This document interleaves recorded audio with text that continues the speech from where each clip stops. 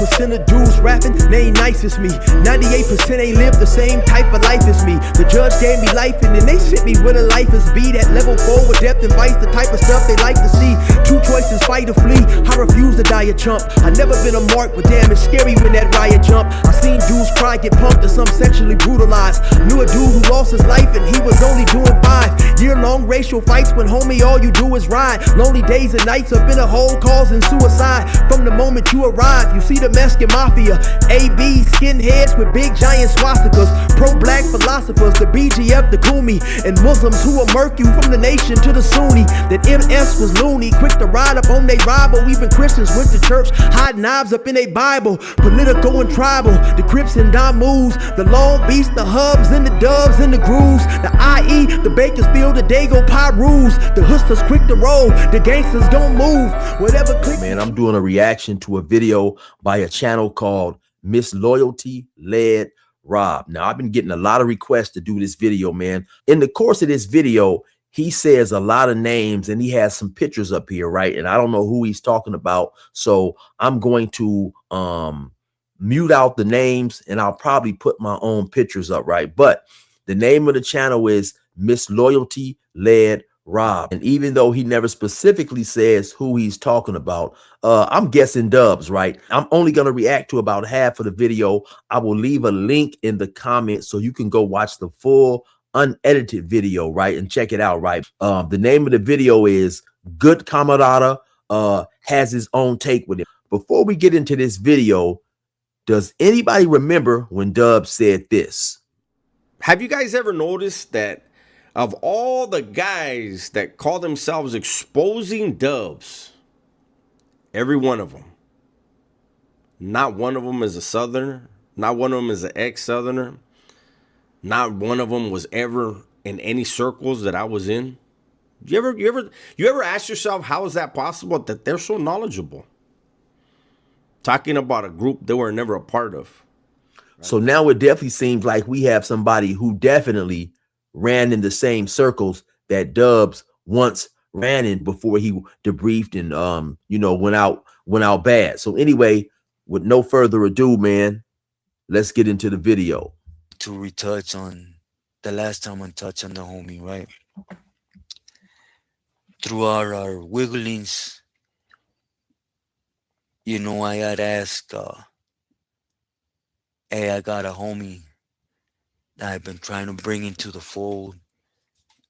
I gave him a seat in Folsom. He's wet behind the ears. Please listen to my palabras, right? Because, again, I don't want to keep repeating myself, no disrespect. He's wet behind the ears, but he wants to be in the mix. So anyways. So now what he's talking about is someone that he knew and he had a good relationship with asked him to basically look over this individual, man, that he, you know, that he was wet behind the ears. And so when he says, please listen to my palabra, for those who may not understand, you know, a little bit of Spanish here and there, he's asking you guys just to listen to his words because he doesn't want to keep repeating himself. And we all know Dubs always talks about, you know, he was an important person in New Folsom, so on and so forth. This individual, right, his name came into play. And at the time, I was supposed to be out there in New Folsom, right? Everything seemed when I beat my first validation for me to be kicked out to New Folsom to the 180. But, you know, 1030s, people didn't want me in New Folsom. But this individual he's talking about, me personally, even though I'm not going to speak on it, because there's a lot of people speaking on it, and it's the truth, facts, right? Even now, real quick, briefly, when he says, you know, people didn't want him in New Folsom, then he says 1030s. 1030s is basically when you go to the yard and somebody is dropping confidential information, writing the kites to the administration for whatever reason, right? Giving up information from you. And so a 1030 is basically they put that paper in your C file. It's basically, you know, anonymous information. And so the C file is the central file that each convict has, right? Of things talking about him, his case or whatever. So basically he's saying that people are dropping kites on him and don't want him on the yard. Though the full paperwork ain't out there, you play the part for many, many years. You were Superman when, man, you were just one more of the bunch. You see, if you don't recall, when your celly was me, he had just left Corcoran where I was at. I got him in the neighborhood right before you hit Pelican Bay. Am I right or wrong? Me get parole, right? You got validated. And I straight up told, you know, he sailed up with my homeboy, and my homeboy says he's not trustworthy.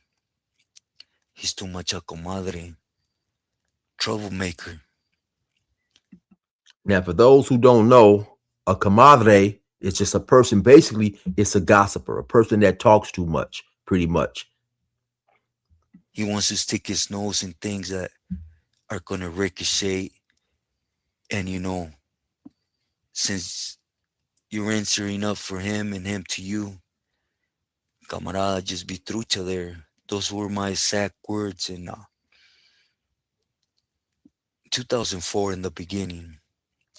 So let me break that down just in case for those who may not follow it. And like I said, go to his page and check out the video entirely. So what he's talking about is he has a good friend who apparently is also a friend of Dubs, and he has looked out for Dubs, and Dubs is trying to be somebody, man. And so he's telling him, hey man, be careful dealing with that dude, basically talking about Dubs.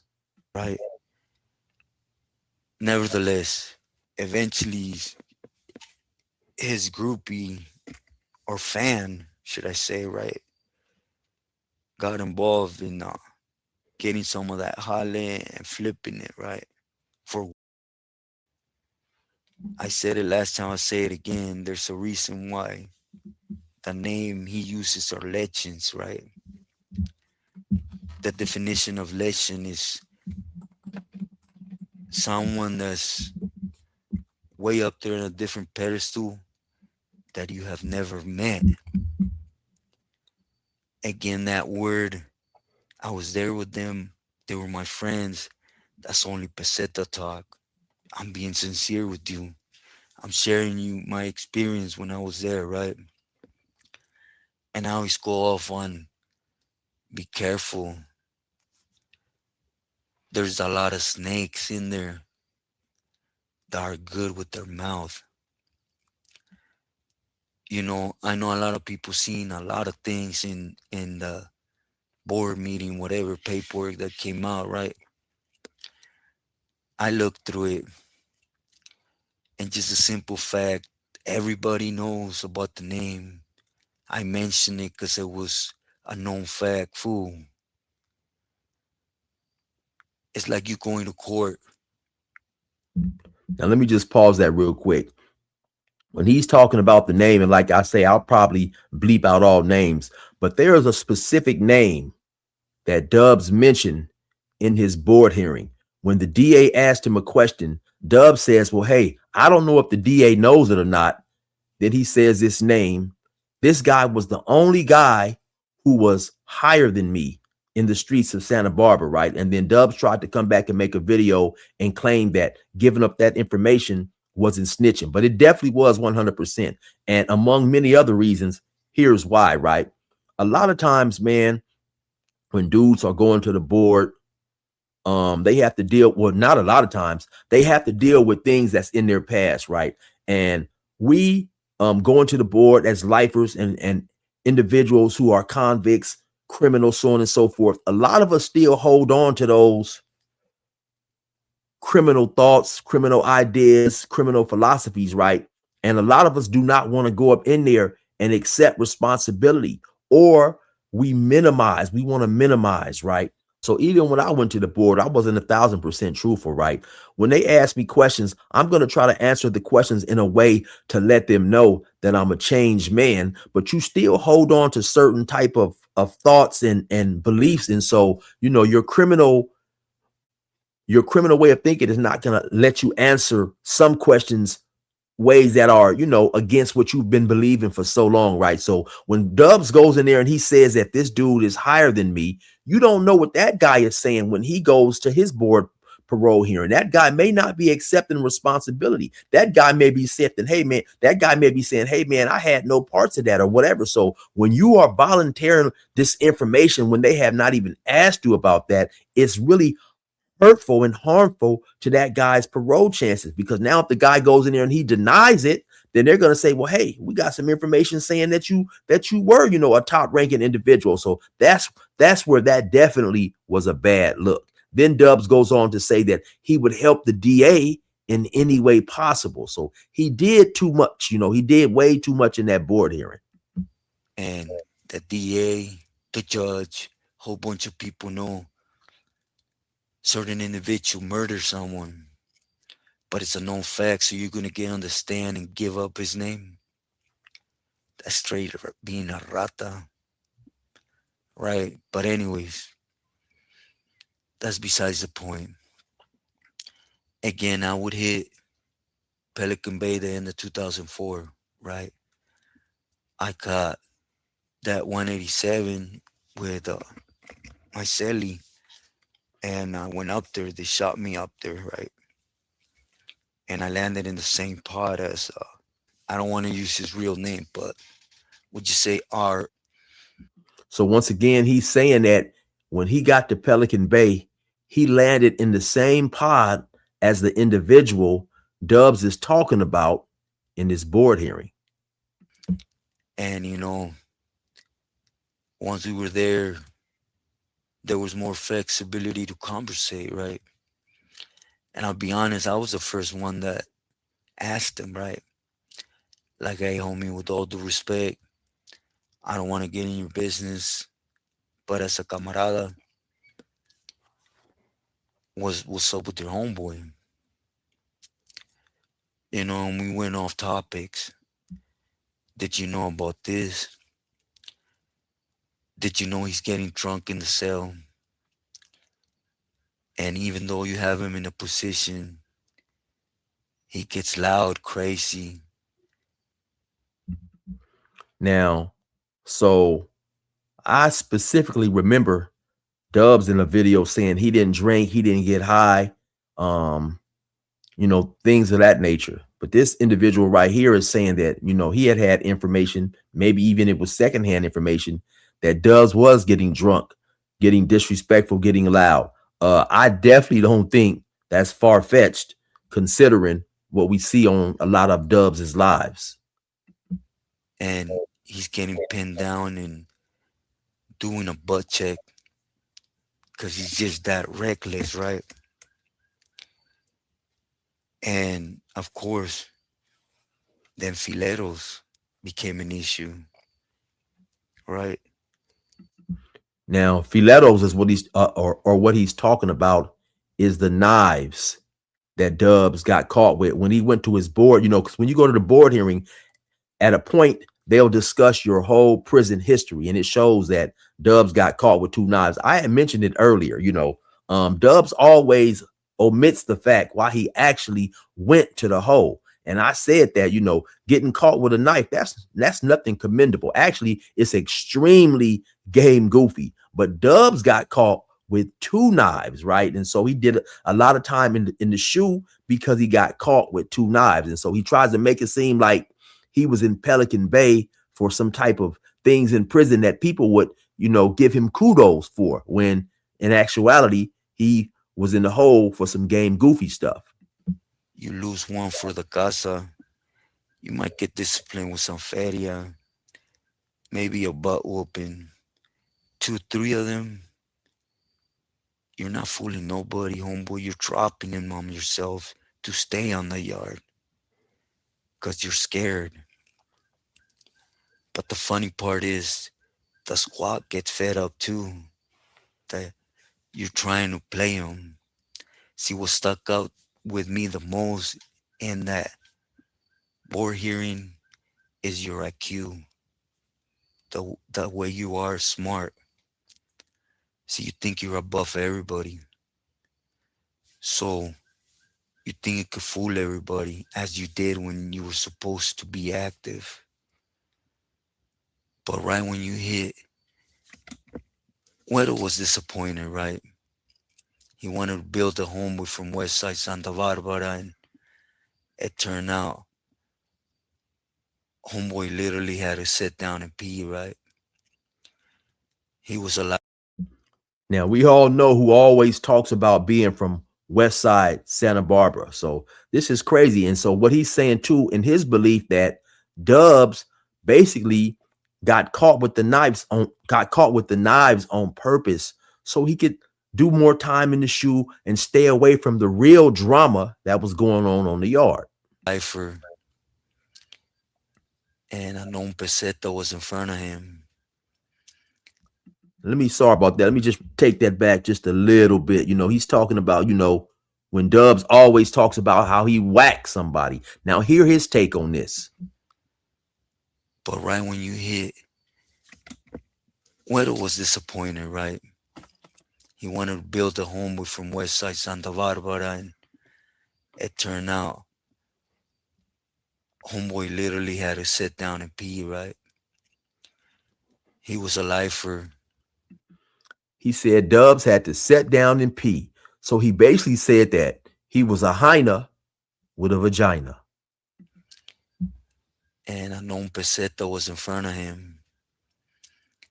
And instead of doing what a lifer is supposed to do, right, which is log on to him and book him, busher him to the point they rip you off or they knock you off of him, period.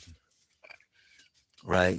Instead, you play the part in front of Judas, you scratch him and throw yourself on the ground to the prison because you're scared being there, what's going to happen. So he's talking about, when Dubs talks about when he whacks somebody, when it turns out he really just scratched the dude with a razor, right? Cut him with with a small razor or whatever. And he's also saying, that back in those days, lifers was not going home, right? And so it was expected of lifers, when they got into something to go all out. Why not? Because you're not going home. You've already threw your life away, right? This was the mentality individuals had, especially if we hear some of Dubs' stories. Dubs talks about how, he wanted to catch a body and he wanted to do this and he wanted to do that. So basically, here was his chance to perform. The stage was set and he didn't do any of that. He barely did enough, on an individual who was considered no good. He barely did enough just to make it look good, but fake it till you make it, I guess that's the term that comes to my mind. That's something that Dubs has been extremely good at, faking it until he makes it. But you made a narrative, which is cool. Then the other thing on record is they send you on a mission. Then you became a little girl, like the little girl that logs on to daddy's legs when she don't want him to go nowhere. Oh no, I know exactly what he's talking about. Oh yeah, this is Dubs 100%. He's talking about the famous ankle grabbing moment. When Dubs viciously seized somebody by the ankles, and he held on for dear life. To me, not living that world. That's coward stuff. But you soon realize when you hit Pelican Bay, right? We had already discussed a lot of things, and you were smart enough. You know your names were counted, period. Exact words is when dude gets up here, the time you take to take him out is gonna be the repercussions on you. You spoke up for him. All the trust you built with us, you requested for an individual, you stopped them from being hit in Folsom. Wow, that's deep right there. Uh, so this dude who dubs names in this paperwork, this dude who was trying to look out for dubs, um, basically now they're basically, man, this dude is in the hot seat for basically embracing dubs. You know, now this dude is in trouble, and they're telling him, hey man, uh, you know, this dude, you got to get dubs up out of here, man. And yeah, this is a cold situation, man. So he stopped dubs from being hit in Folsom, it sounds like. So yeah, this is an ugly situation. And like I say, man, you guys go to the original video and tune in to it without the, you know, the muting and stuff like that, right? But yeah, this is ugly. You know, so you were a goner, period. But, nobody thought you were that much of a scary individual. You got up there, first time they took you out that cell, you tell the Huda behind the scenes, right? Hey, I'm scared. I gotta get out of here. But don't front me off, because they're gonna spear me. Take me out the back door.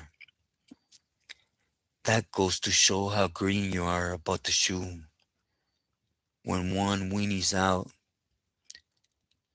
and walks in that debriefing program, the own Hudas come back and tell you it. So imagine the position you left when it was never the same. You know, So basically what he's saying, man, is by dubs going bad, by dubs choosing to enter into the debriefing program and tell the individual who initially embraced dubs, now, you know, it's looking bad. It's a bad situation, man. Hey man, listen, you know, this is your boy. You know, you're responsible for this dude when he, you know, when he went bad, man. So yeah, this is cold situation.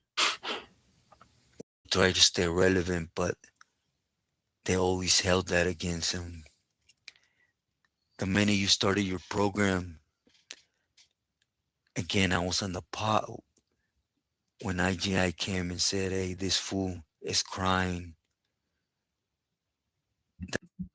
So I can't remember the exact acronym that IGI stands for off the top of my head right now, but it's something like, you know, internal gang investigating unit or something like that. But basically what it is in a nutshell, it's an elite squad of correctional officers who investigate top-notch prison gangs, almost similar to the FBI of the prison, you would want to say, right? You know, this elite force, man, who looks into a lot of stuff. And so he's saying that, you know, once Dubs went bad and did what he did, you know, these dudes, and it's crazy, right?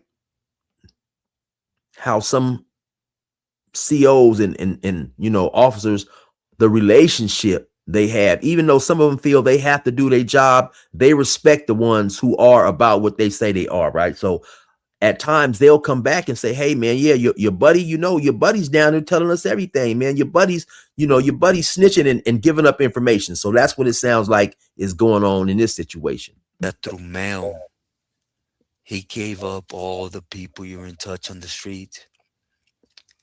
You're going to send an order out to either hurt his family or about him, which it shouldn't even have been a factor. You're basura, right? But that attacking your family, that's straight snake, beast stuff, straight up. You keep doing you. You keep lying out your teeth. But it rubbed me the wrong way because you go on here. Oh, I was the second in demand of all Santa Barbara BS. Then all hell froze for you, huh? You run and hit. all of a sudden you're a killer. Man, shooting wild, right? Prison. Oh, I held a position. Again, my angle is because I knew the homeboy personally. I seen his downfall because of you. You did less than 8 years on an active. Every mission was a fail with you. Because you know, a lot of people say 8 years, chales. You fought a murder case in your county. Deduct that. That with times you failed missions, you still sat down. Deduct that. When things got serious with you,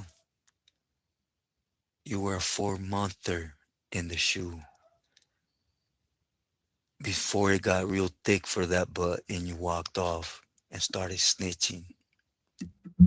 Yeah, that's cold, man. So you can go to his page and watch it in its entirety, right? And that was a breakdown right there that was an angle he took right there that, you know, I never thought of. So basically what he's saying is when you would go on all these missions, right?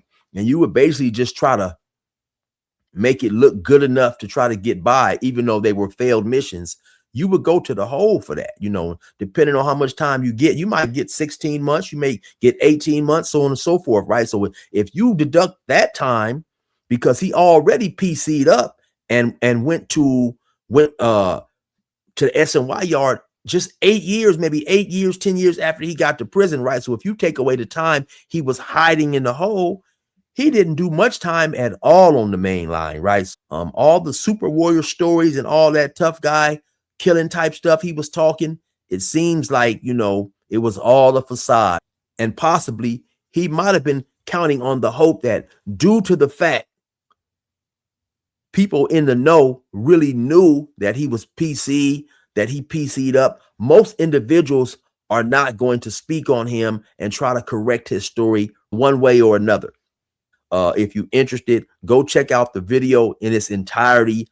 I'm going to definitely leave a link to the video, man. So once again, y'all know who it is. It's your boy 16 to life.